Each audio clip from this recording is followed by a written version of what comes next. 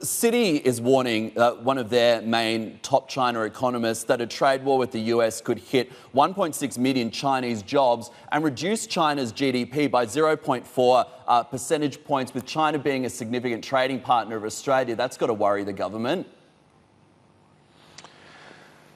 Well, I mean, look, there are a number of permutations and combinations in terms of what could happen.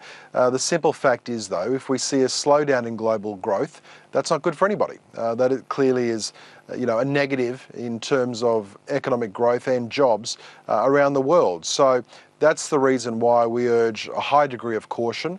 We encourage countries to take these disputes to the WTO and not to impose tariffs, because imposition of tariffs simply means that you're imposing on the community a new tax burden. That's all it is. It's a tax burden that's imposed on consumers, who then have to pay more. Industry has to pay more, and they pass those costs on to consumers.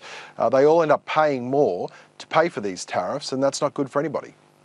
Let's talk about the TPP, because I think the last time we spoke, we'd raised the prospect of the US considering joining the TPP at some point down the track. President Trump said that he would take a look at it, that the deal might have to be a little bit better. But with the escalation in trade tensions, you'd have to think that the prospect of the US joining the TPP is a pretty distant one now.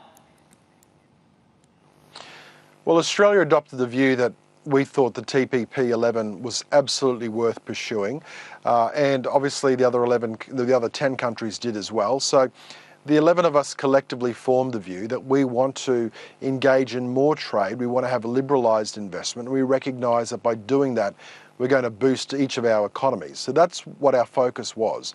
In terms of the United States, we were disappointed, but we weren't surprised when the US decided to withdraw from the TPP. Now, whether they come back to the table or not, who knows? Time will tell.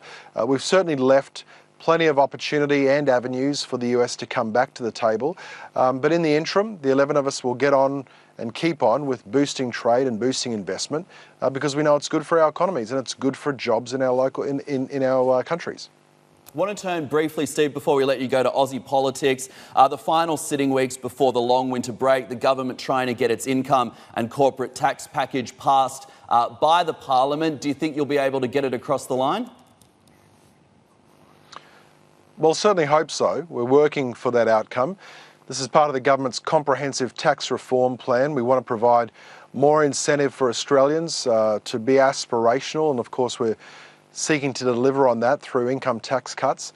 We're also looking to flatten out our tax structure over time, so that the vast bulk of Australians only end up paying 32.5 cents in the dollar tax.